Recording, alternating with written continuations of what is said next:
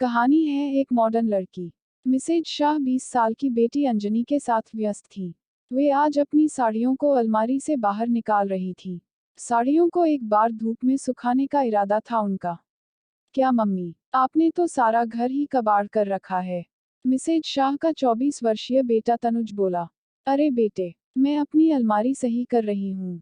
मेरी इतनी महंगी महंगी साड़ियाँ हैं, इन्हें भी तो देखरेख चाहिए। ये इतनी भारी साड़ियाँ आप लोग कैसे संभाल लेती हो भला?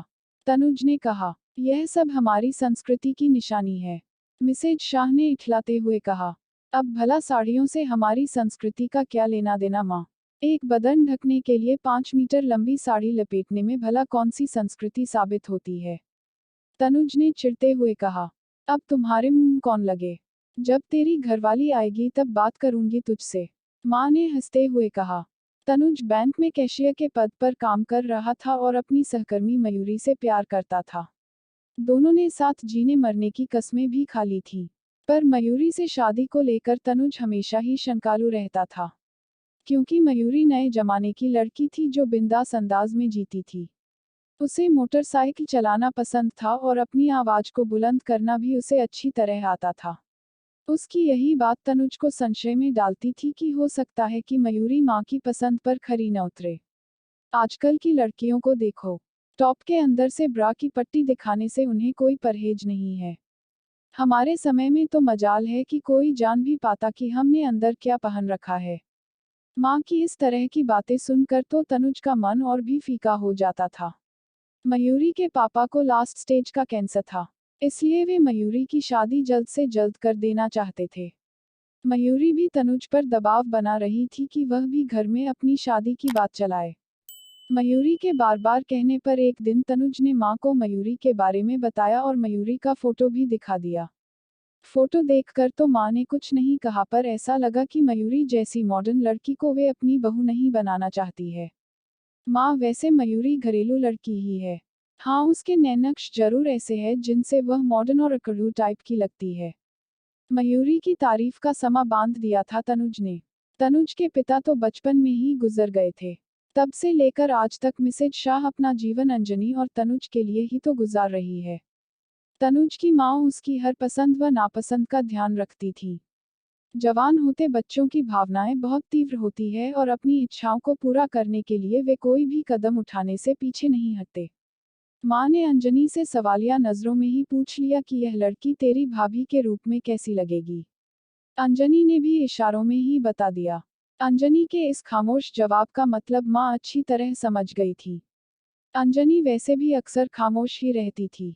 उसकी इस खामोशी को लोग घमंडी की उपमा देते थे। अंजनी की सहज और मूक स्वीकृति पाकर माँ ने भी मयूरी से तनुज की शादी करने की इच्छा जाहिर की। तनुज खुशी खुशी 2 दिनों बाद ही मयूरी को घर ले आया। मयूरी आज पीले रंग के सलवार सूट में थी।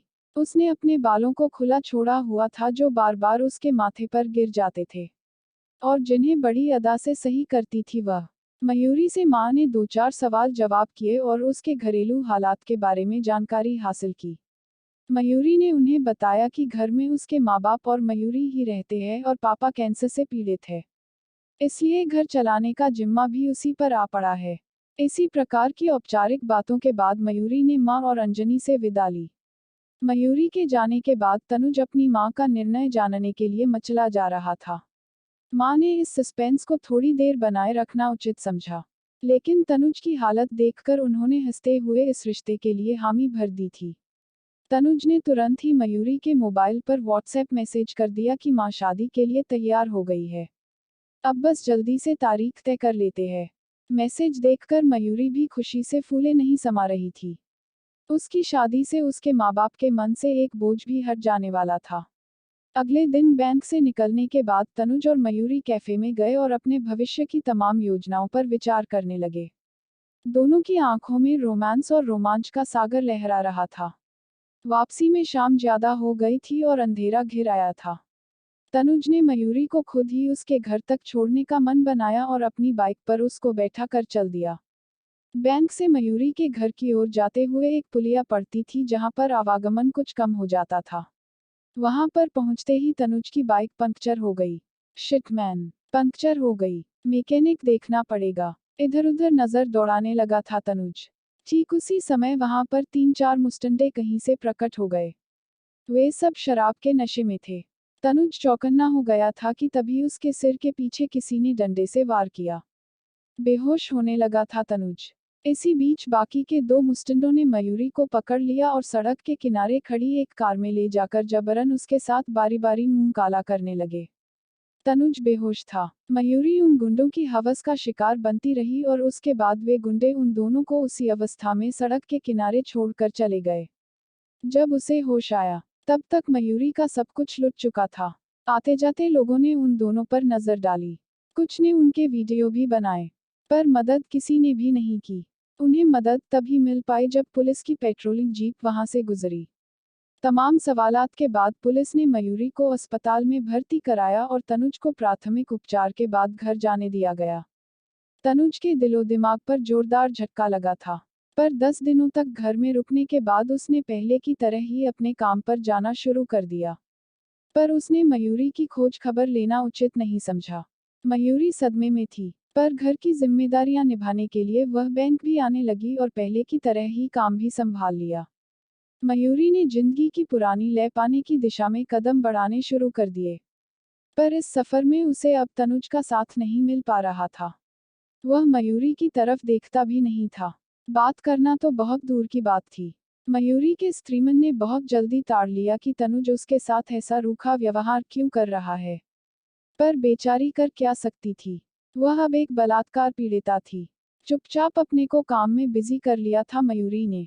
कुछ समय बीता तो माँ ने तनुज से मयूरी के बारे में पूछा। आजकल तू मयूरी की बात नहीं करता। तुम लोगों ने शादी की तारीख फाइनल की या नहीं? कैसी बातें करती हो माँ? अब क्या मैं उसके साथ शादी करूंगा? मेरा मतलब है कि उसका बलात्कार हो चुका है। बलात्कार पीड़िता से कहीं कोई शादी भी करता है भला? माँ, मैं समाज से कुछ अलग तो नहीं? माँ के चेहरे पर कई रंग आने जाने लगे। उनकी आंखों में कई सवाल उमड़ आए थे। लगता है मेरी परवरिश में ही कुछ कमी रह गई। मन ही मन बुदबुदा उठी थी माँ। उनकी आंखों की कोर नम हो चली थी जिसे उन्होंने तनुज से बड़ी सफाई से छिपा लिया और बिना कुछ कहे अपने कमरे में चली गईं। बलात्कार किसी के भी साथ हो सकता है, मेरे साथ, अंजनी के साथ, तो क्या तब भी तनुज उसे ऐसे ही त्याग देगा जैसे उसने मयूरी को छोड़ दिया है? हाँ, एक पुरुष ही तो है वह, जो हमेशा ही दूध का धुला होता है। कई तरह के सवाल माँ के जेहन में उमड़ आए और कुछ कसैली यादें उनके मन को खट्टा करने लगी। 5 साल पहले की ही तो बात है। उन दिनों तनुज ट्रेनिंग करने के लिए शहर से बाहर गया हुआ था। अंजनी को अचानक बुखार आ गया था। डॉक्टर को दिखाकर दवा तो ले आई थी मिसेज शाह, पर आज सुबह से फिर बुखार तेज हो गया था। डॉक्टर से फोन पर उन्होंने संपर्क किया तो उसने एक दूसरी टैबलेट का नाम बताते हुए कहा कि यह टैबलेट आसपास के मेडिकल स्टोर से लेकर खिला दीजिए, आराम मिल जाएगा। वे नुक्कड़ वाले मेडिकल स्टोर पर दवाई लेने ही तो गई थी कि पीछे से किसी ने अंजनी के कमरे का दरवाजा खटकाया था। अंजनी ने अनमने मन से दरवाजा खोला तो सामने बगल में रहने वाले 55 साल के अंकल थे। अंकल को यह पता था कि अंजनी घर में अकेली है और इसी का लाभ उसने उठाया। बुखार में तप रही अंजनी का बलात्कार कर दिया। जब वे घर पहुंची तो अंजनी फर्श पर पड़ी हुई थी। बड़ी मुश्किल से ही अपने ऊपर हुए अत्याचार को कह पाई थी अंजनी। उन्होंने उसे सीने से लगा लिया और वे दोनों सुबकते रहे थे। पूरे 3 दिन तक फ्लैट का दरवाजा तक नहीं खुला। बदनामी के डर से पुलिस में भी रिपोर्ट नहीं लिखवाई, तनुज से भी नहीं बताया और आनन फानन दूसरा फ्लैट तलाश कर लिया था। और बगैर तनुज के आने का इंतजार किए ही फ्लैट बदल भी लिया था। इस राज को अपने सीने में हमेशा के लिए दफन कर लिया था मिसेज शाह ने। पर आज तनुज की बातें सुनकर उनके घाव हरे हो गए थे और दर्द भी उभर आया था। पर वे चुप नहीं रहेगी। उन्होंने आंसू पोंछे और तनुज के सामने जाकर खड़ी हो गई। अगर मयूरी का रेप हो गया तो क्या वह झूठी हो गई? क्या वह अब मयूरी नहीं रही? माँ तेज सांसें ले रही थी। हाँ माँ, भला मैं अपने आप को ही किसी की जूठन क्यों खिलाऊं? लापरवाही दिखा रहा था तनुज। पर भला इसमें मयूरी का क्या दोष है? हो सकता है माँ, पर ये सब बातें फिल्मों में ही अच्छी लगती है। मैं जानबूझकर तो मक्खी नहीं निगल सकता ना। पर दोष तो उन लोगों का है जो इस घृणित कृत्य के लिए जिम्मेदार है, न कि मयूरी का। माँ और तनुज में बहस जारी थी। माँ लगातार तनुज को समझाने की कोशिश कर रही थी, पर तनुज की अपनी ही दलीलें थीं।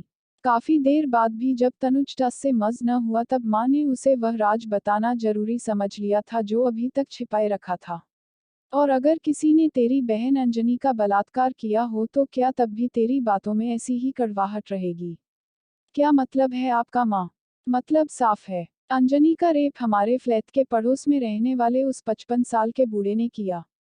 और तब से अंजनी किसी के साथ भी सहज नहीं हो पाती और गुमसुम रहती है। तुम्हें समझ नहीं आता वह इतनी चुप क्यों रहती है?